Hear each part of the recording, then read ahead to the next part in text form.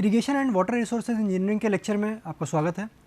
ये आज हम जो टॉपिक डिस्कशन करेंगे उसका नाम है एवरेज रेनफॉल एस्टिमेशन। हमने लास्ट क्लास में भी कुछ डिस्कस किया था, बट हम कुछ और मेथड्स को आगे हम आज देखेंगे।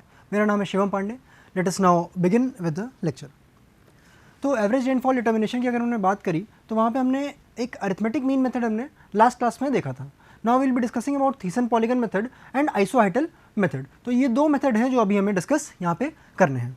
तो लेट अस नाउ स्टार्ट।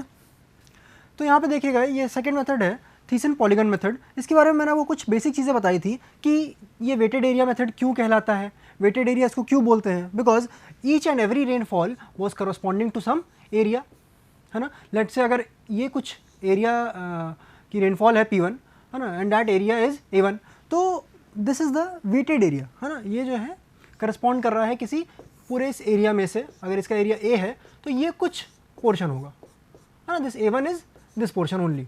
तो ये एक रेशियो है A1/A का। तो अगर मैं आगे बात करूं तो अब आपको पॉलीगन से एरिया निकालना कैसे होगा उसके बारे में हम यहाँ पे बात करना स्टार्ट करते हैं। Let us now start here. Procedure क्या है यहाँ पे देखिएगा। In order to find the representative area all the stations are joined so as to form a network of non intersecting triangles. तो यहाँ पे समझिएगा, अगर मैं कहता हूँ कि this is the entire area, है ना, और इस एरिया में, इस टोटल एरिया A में क्या है, 4 रेन गेजेस यहाँ पे आपके पास दिखाई दे रहे हैं, और उन 4 रेन गेजेस की जो वैल्यूज़ रेनफॉल की आ रही है और वो P1 है, P2 है, P3 और P4 है। तो ये 4 रेन गेज के डेटा आपके पास मौजूद है, बट आपको ये नहीं पता है कि ये P4 एरिया इस एरिया को कवर कर रहा है या P2 कितने एरिया को कवर कर रहा है ना, या फिर मैं कहूँ कि P3 इसको ये कौन सा एरिया कितना कवर करेगा, ये अभी हमको नहीं पता है ना, originally. So we will try to find out कि P4 का एरिया कितना होगा, है ना, क्या ये सर्कुलर होगा, क्या ये रेक्टेंगुलर में होगा, है ना, किस तरीके से होगा। तो लेट अस नाउ सी। तो यहाँ पे देखिए पहला जो स्टेप है उसने क्या कहा कि you have to join all the stations. Okay, तो P1, P2, P3 और P4 जो स्टेशंस हैं उनको आपने ज्वाइन कर दिए such that you are forming non intersecting triangles. तो मैंने ऐसे यहाँ पे ये ज्वाइन किया, तो आप ये कह सकते हो क्या हम P1 से P3 को ज्वाइन कर देंगे? नहीं ज्वाइन करेंगे। क्यों नहीं ज्वाइन करेंगे? क्योंकि जब आप इसके बाद भी एक स्टेप फॉलो कर रहे हो P1 से P3 ज्वाइन करने का, तो these are what, intersecting triangle. और आप इंटरसेक्टिंग ट्रायंगल क्या कहते हो, वो नहीं चाहिए आपको। आपको यहाँ पे नॉन इंटरसेक्टिंग ट्रायंगल चाहिए। तो आपने क्या किया, इसको ज्वाइन कर दिया, then what you do, you P2 और P4 को भी आपने ज्वाइन कर दिया, तो आपके पास नॉन इंटरसेक्टिंग ट्रायंगल्स बन गए। Okay, now let us move on to the next step there. अब आपके पास जो एरिया बन के आया, okay, now what do you do, आप एक लाइन को, इस लाइन को आप मान लीजिए जूम करते हैं। Now what you do, you will B dropping a perpendicular bisector on this line. तो इसका परपेंडिकुलर बाइसेक्टर जैसे आपने ये ड्रॉप यहाँ पे किया तो ये आया। आपने दूसरी लाइन पकड़ी, ओके, लेट्स से आपने सेकंड लाइन ये ले ली, आपने क्या किया, इसका भी परपेंडिकुलर बाइसेक्टर एक ड्रॉ किया, सो दैट इज दिस लाइन। ऐसे ही आपने चारों लाइन्स को देखा और आपने चारों लाइन्स का परपेंडिकुलर बाइसेक्टर ड्रॉ किया। अगर मैं बात करता हूँ ये P2 से P4 वाली लाइन, इसके लिए भी आपने क्या किया, यहाँ पे एक परपेंडिकुलर बाइसेक्टर ड्रॉ किया। ओके, तो what you are doing, you are simply making the perpendicular bisector. Now let us see the step number 2। Perpendicular bisectors are then dropped from the sides of the triangle, जो मैंने अभी आपको बना के दिखाया यहाँ पे, in such a way that a representative area is obtained for each of the rain gauge station. अच्छा, अब यहाँ पे समझिएगा, जैसे ही मैंने परपेंडिकुलर बाइसेक्टर ड्रॉप किया और मैंने फिर उनको अलग अलग जगहों से ज्वाइन कराया, तो आपने यहाँ पे देखा कि ये जो P4 है ना, इस P4 के लिए ये वाला एरिया यहाँ पे रिप्रेजेंटेटिव एरिया हो जाएगा। So this P4 rainfall will be corresponding to this area. ठीक, अगर मैं ऐसे ही बात करना चाहूँ, मैं क्या करता हूँ कि ये P2 की बात करते हैं, तो P2 क्या कर रहा होगा, इतने एरिया को ये कवर कर रहा होगा। ठीक है, ऐसे ही आपका P3 है और P1 है। Okay, this P1 will be corresponding to this area, P4 this P3 will be corresponding to this area। तो इस तरीके से ये उनके एरियाज हो जाएंगे। अच्छा, ये तो समझ में आ गया, बट अब इस एरिया को निकालेंगे कैसे? Late us now see. हमने डिमार्केट तो कर लिया कि ये एरिया होगा, बट उस एरिया को आप क्वांटिफाई कैसे करोगे, है ना, वैल्यूज़ में कैसे लेके आओगे? So this area can then be obtained by other planimeter और overlay grid. So you can use this planimeter for obtaining the area. तो आपने एरिया लेट से A1 निकाल लिया, देन ये A2 आपने निकाल लिया, then you found this as A3 और ये वाला आपका एरिया है A4। तो आपके पास 4 एरियाज यहाँ पे आपको देखने को मिलते हैं। Now what you do, you are simply finding out the average now as what, P1A1 plus P2A2 plus P3A3 plus P4A4 upon what, upon A1 plus A2 plus A3 plus A4। So this is what, this is nothing but P average. तो इस तरीके से आपने इस थीसन polygon method में ये चीज़ यहाँ पे निकाली। इसको हमने क्या लिखा है, sigma P I A I upon total area, जो कि इस पूरे एरिया का यहाँ पे एरिया होगा। ओके, इस पूरे कैचमेंट का यहाँ पे एरिया होगा। अच्छा, एक न्यूमेरिकल आके देखते हैं यहाँ पे हम लोग। Let us see, this is, let's say assume that this is this shaped, यहाँ पे एक ट्राइंगल है, ओके, और एक स्क्वायर है। तो this is a shape of the catchment और द बेसिन। तो ये यहाँ पे एक कैचमेंट है। Now see what is being said here, demarcate and find the areas for the rain gauge stations 1, 2, 3, 4, 5 and 6। तो यहाँ पे क्या कहा गया है कि रेन गेज स्टेशंस है, तो ये 1 है, 2nd, 3rd, 4th, 5th and this 6th one. Okay, तो 6 आपके रेन गेज स्टेशंस हैं। Now consider rainfall at these stations as P1, P2, P3, P4, P5 and P6। वो corresponding data as it is rainfall का यहाँ पे आपको दिया गया है। Also estimate the average rainfall for the catchment. तो आपको 2 चीज़ें निकालनी है। क्या, पहले तो आपको एरिया बताना है। ओके, एरिया किसका, हर एक इंडिविजुअल, 6 रेन गेजेस हैं तो हर एक इंडिविजुअल कितना करस्पॉन्ड कर रहा है एरिया। ओके, सो वो आपको निकालना है। दूसरा आपको क्या निकालना है, दूसरा आपको निकालना है पी एवरेज। तो लेट अस सी हियर, अगर मैं इसकी बात करता हूँ तो मैं अब स्टेप वाइज चलूँगा। ओके, हमने जो भी थीसन पॉलीगन मेथड देखा था उसमें आपने क्या देखा था कि सबसे पहले आप क्या करते हैं, सभी रेन गेज स्टेशंस को आप ज्वाइन करते हैं नॉन इंटरसेक्टिंग ट्राइंगल से। ओके, तो यहाँ पे देखिए पहला स्टेप तो हो रखा है, देखा जाए तो, है ना। पहला स्टेप कैसे हो रखा है, अगर मैं कहता हूँ कि this is the entire area, है ना, अगर ये पूरा एरिया है तो देखो सबसे पहला पॉइंट क्या कहता है कि आप जो है सभी को ज्वाइन कर दीजिए। तो यहाँ पे देखिए तो सभी के सभी यहाँ पे ज्वाइंड है। ओके, इस तरह देखो तो ये भी ज्वाइंड है। ओके, बट यहाँ पे देखिएगा जो लास्ट वाला पोर्शन है, दिस वन, ये क्या हो जाएंगे, ये इंटरसेक्टिंग ट्राइंगल्स बन रहे होंगे, इसीलिए हमने यहाँ पे इसको ज्वाइन नहीं किया है। तो पहला स्टेप तो हो गया हमारा। पहला स्टेप क्या था कि हमको नॉन इंटरसेक्टिंग ट्राइंगल्स बनाने हैं।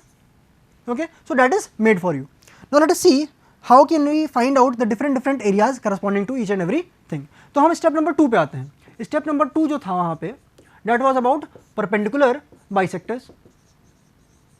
Okay, so let us see the perpendicular bisector. तो अगर मैंने ये वाली लाइन ली और मैंने इस पर क्या किया, परपेंडिकुलर बाइसेक्टर ड्रॉप किया। सिमिलरली ये वाली लाइन ली, इसमें मैंने क्या किया, परपेंडिकुलर बाइसेक्टर ड्रॉप किया। सिमिलरली ये वाली line and then this line and then this line. मैंने इन सभी लाइन्स पे क्या किया, मैंने परपेंडिकुलर बाइसेक्टर ड्रॉप किया। Now let us see this green pen here shows the perpendicular bisector. अच्छा, चलिए ठीक है, अगर मैं बात करूं तो परपेंडिकुलर बाइसेक्टर को यहाँ पे मैंने ज्वाइन कराया, तो this is coming out to be this P1 area.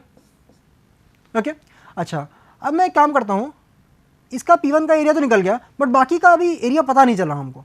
हम एक काम करते हैं, इसको ज्वाइन कर देते हैं, और एक काम करते हैं, इसको ज्वाइन कर देते हैं। अच्छा, अब इसमें देखिएगा, अगर मैं कहूँ कि this is the second P2 का area, and what, this is the third, this P3 का area, and then this is what, fourth, है ना, दिस इज P4 का area, and then this is what, entire, this is the P5 का area. But अब देखो, अब आप इस तरीके से करने वाले अगर हैं तो इसमें दिक्कत क्या आएगी, इसमें P6 का एरिया डिफाइंड नहीं हो पा रहा है।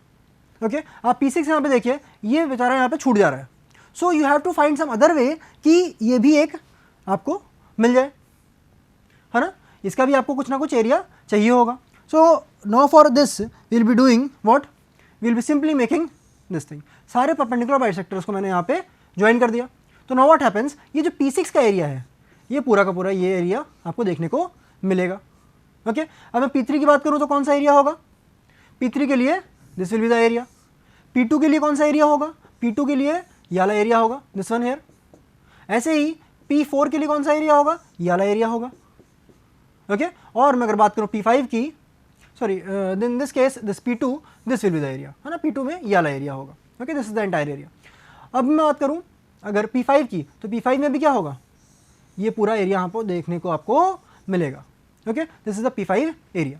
फिर P1 की बात करें तो मैंने आपको पहले बताया कि ये वाला एरिया यहाँ पे मौजूद है, और P6 के लिए भी अब आपको यहाँ पे एरिया मिल गया है। Okay, so this is the area demarcation that we have already done now. अब हमको क्या करना है, तीसरा स्टेप मैंने आपको क्या बताया था कि अभी हमको इसका एरिया निकालना पड़ेगा।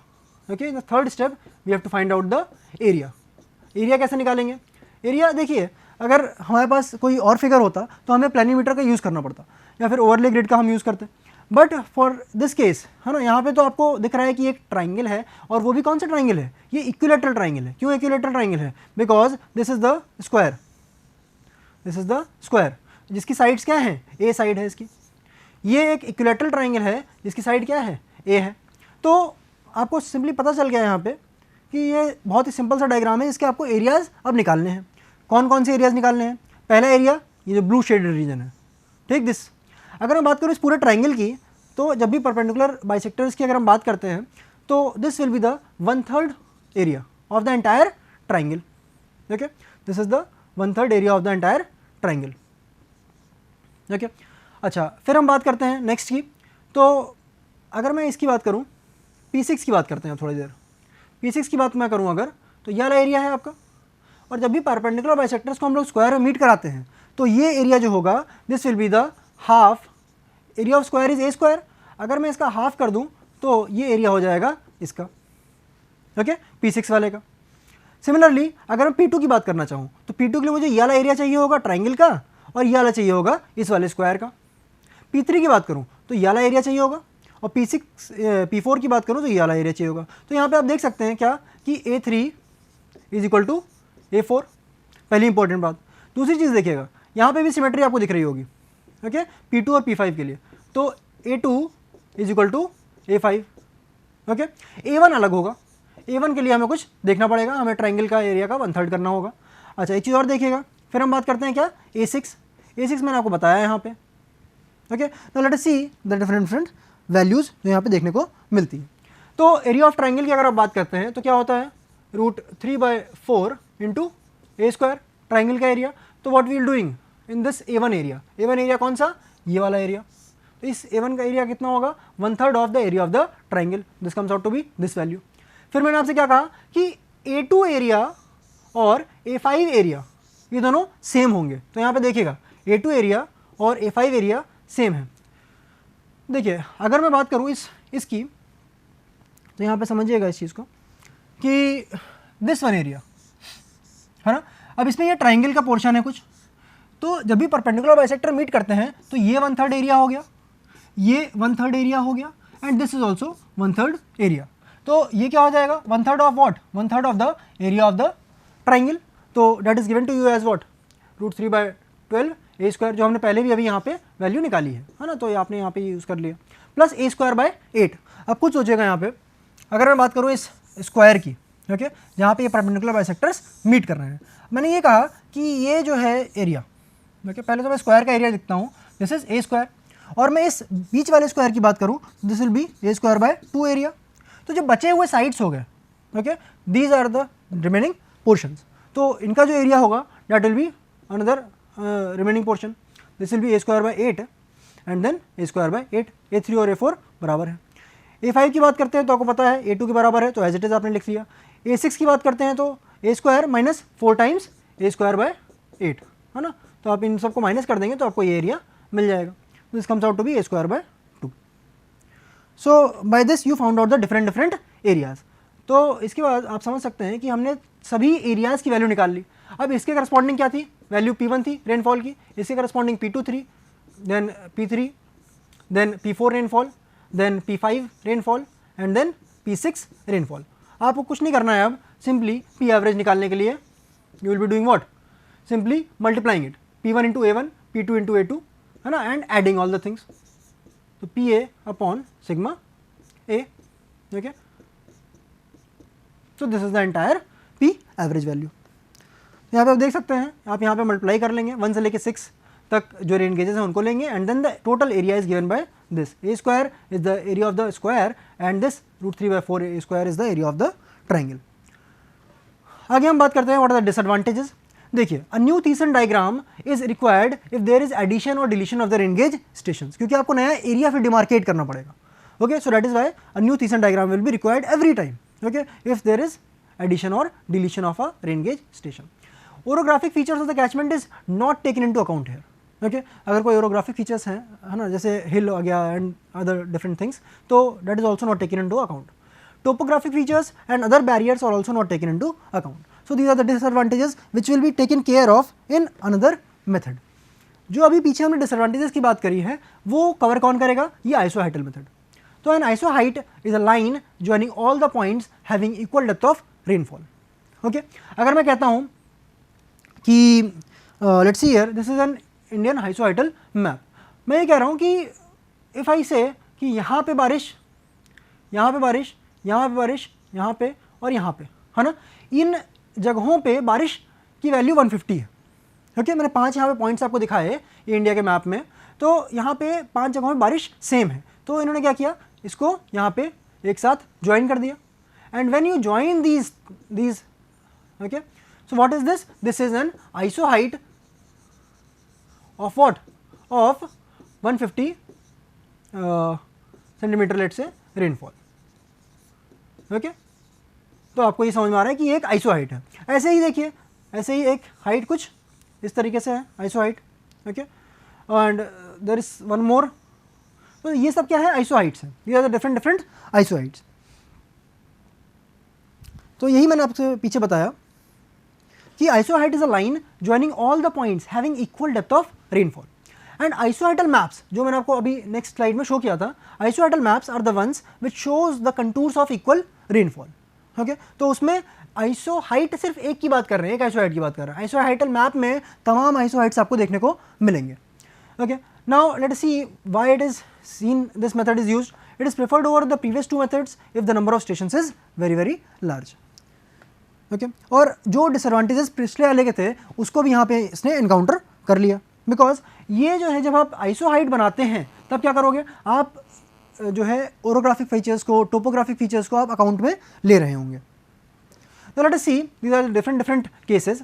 अगर मैं कहता हूँ कि दिस इज द एरिया और ये आइसोहाइट्स कुछ इस तरीके से आपको शो कर रखी हैं, और आइसोहाइट्स की वैल्यूज़ हैं P1 rainfall, P2 rainfall, P3, Pn-2 and Pn-1 and Pn. अब यहाँ पे देखिएगा, किसी दो आइसोहाइट्स के बीच का जो एरिया इनकम्पासिंग है, this is what? This is the area A1. फिर ऐसे ही जो सेकेंड एरिया है, this is the area A2.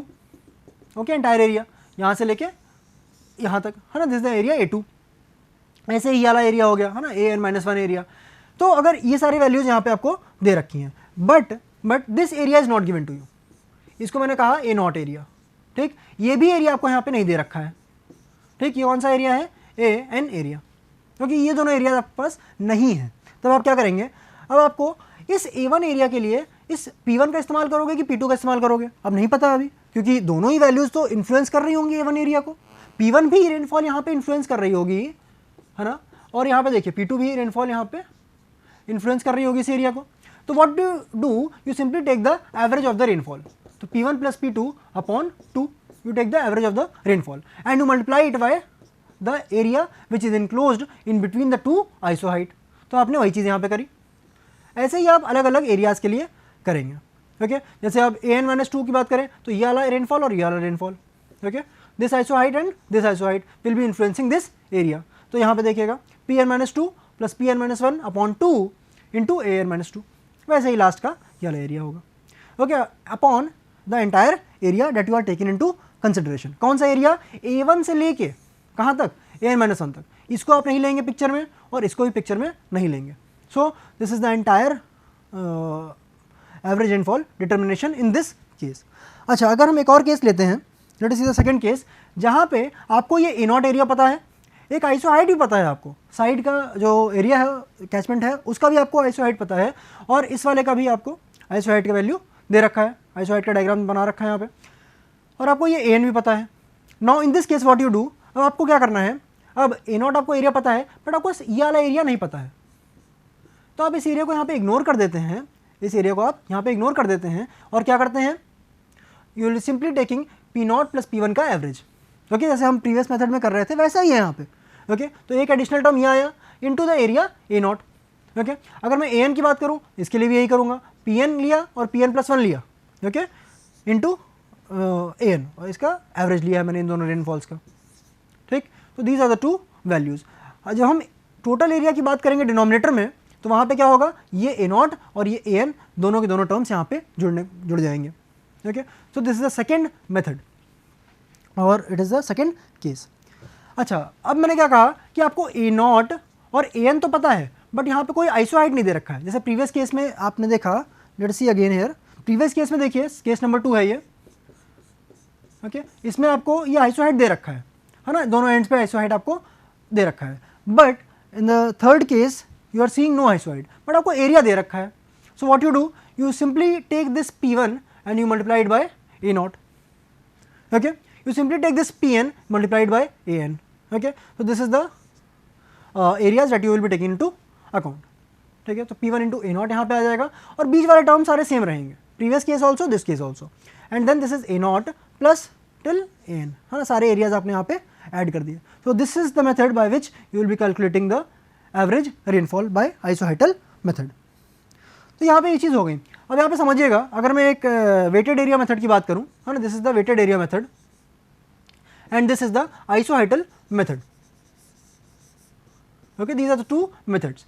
अब यहाँ पे देखिएगा, अगर मैं बात करता हूँ किसी एरिया की, तो वहाँ पे क्या होता था कि लेट्स से अगर ये एरिया है A1, ओके, और रेन गेज कहीं यहाँ बीच में है, तो आप कुछ सोचिएगा कि अगर यहाँ पे रेनफॉल की कुछ वैल्यू P1 दे रखी है, तो बाहर वाले एंड्स पे क्या होगा, बाहर वाले एंड्स पे यहाँ पे जाके ये इतना एग्जैक्ट वैल्यू नहीं होगी P1 की, क्योंकि ये आउट ऑफ द स्टॉर्म है, okay, out of the storm value और कम हो जाएगी, उतनी एक्यूरेट नहीं होगी वहाँ पे। क्यों? क्योंकि ये वाला पोर्शन, ये जो बगल वाला एरिया होगा, लेट्स से अगर यहाँ पे भी एक एरिया है और ये रेनफॉल P2 मेजर हुई है इस रेन गेज द्वारा, तो ये भी कुछ ना कुछ इसको इन्फ्लुएंस कर रहा होगा, okay. So these peripheries, this outer boundaries will be lesser accurate. But अगर मैं इसकी बात करूँ, तो यहाँ पे देखिएगा, ये तो जो भी है ये वाला एरिया, तो ये वाला पूरा जोन यहाँ पे इफेक्ट में आ रहा है, ये वाला पूरा जोन यहाँ पे इफेक्ट में आ रहा है, तो इस पूरे P1 का और P2 का दोनों का ही इन्फ्लुएंस इस एरिया पे देखने को मिल रहा है। और एक चीज़ और ध्यान दीजिएगा, जब हम फॉर्मूले की बात करते हैं तो वहाँ पे हम P1 और P2 दोनों को यूटिलाइज कर रहे होते हैं, okay. So that is the thing that you have to take into account. तो this isohyetal method will be more accurate because ये दोनों आइसोहाइड्स के डेटा को आपको पिक्चर में लेके आ रहा है। Now let us see what are the disadvantages. First is here a separate isoheight is required to be drawn for each storm. Okay, so the work is increased drastically. जितनी बार बारिश हो रही है उतनी बार आपको नया isoheight बनाना पड़ रहा है। एप्लीकेशन की बात करते हैं, since it takes into account the topographical features. कौन सा? ये वाला isoheital method. कौन सा नहीं ले रहा था? Weighted method. Okay, weighted area method was not taking into account the topographical or the orographic features. So this method takes into account the topographical features, so it is used to compute average precipitation during storms for the flood studies of the various projects. Okay, so this is the isoheital method. Let us see one numerical here. The area between isoheights are given in the table. Determine the equivalent uniform depth. अगर मैं equivalent uniform depth की यहाँ बात कर रहा हूँ, तो यहाँ पे समझिएगा this is nothing but the average rainfall. Okay, equivalent uniform depth यानी कहने की बात क्या हुई, अगर ये कोई एरिया है और अगर मैं कहता हूँ कि पानी इस पर स्टैंड कर सकता है, पानी इस पर रुक सकता है, तो कितने mm तक पानी रुकेगा, है ना, that is the which is given in mm और सेंटीमीटर या फिर मीटर में, किसी भी आप यूनिट में आप देंगे, बट क्या यूनिट देंगे, आप देंगे डेप्थ की value, okay. So that is the equivalent uniform depth, that is the average rainfall, okay.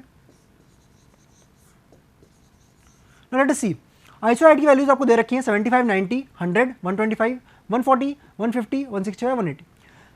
जो आइसोहाइट है 75 और 90, है ना, जैसे मैंने आपको लास्ट डायग्राम में बताया था, अगर मैं कहता हूँ कि ये 75 है और ये 90 है, ओके, नेक्स्ट आपकी है 100, उसके बाद आपकी फिर 125 है, 140 है। इसी तरह आपको एरिया दे रखे हैं कि इन दोनों के बीच का एरिया इज 60, इन दोनों के बीच का एरिया इज 275, इन दोनों के बीच का area is 260 and so on.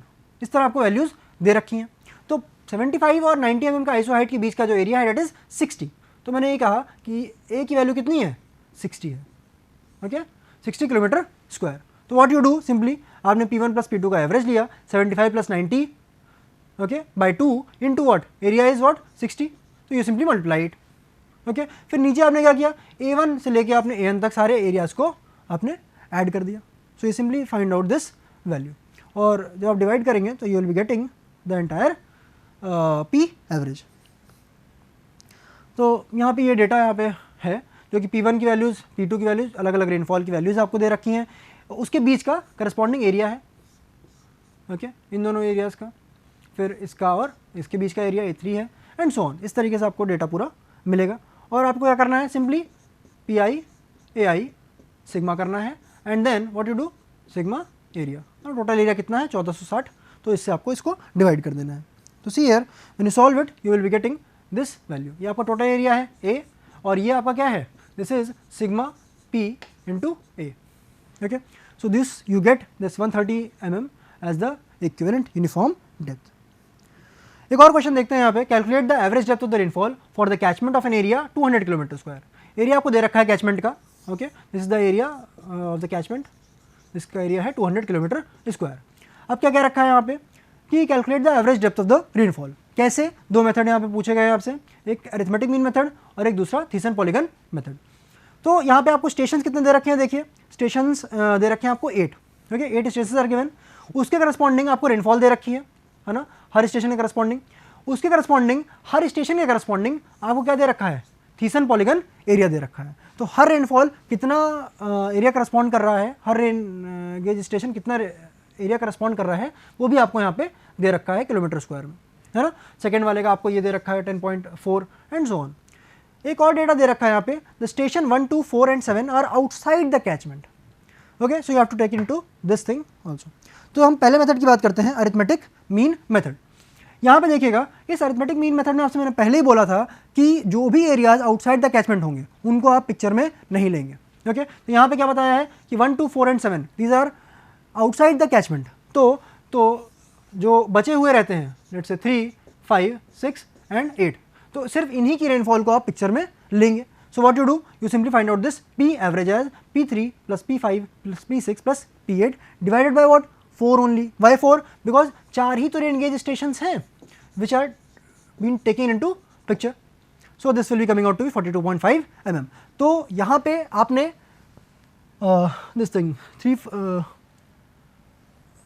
1, 2, 4, 7, 3, 5, 6 and 8 है ना, 3, 5, 6 and 8 you have taken these thing. But ये 7 आपने यहाँ नहीं लिया, 4 आपने यहाँ नहीं लिया, 2 और 1 यहाँ पे आपने नहीं लिया.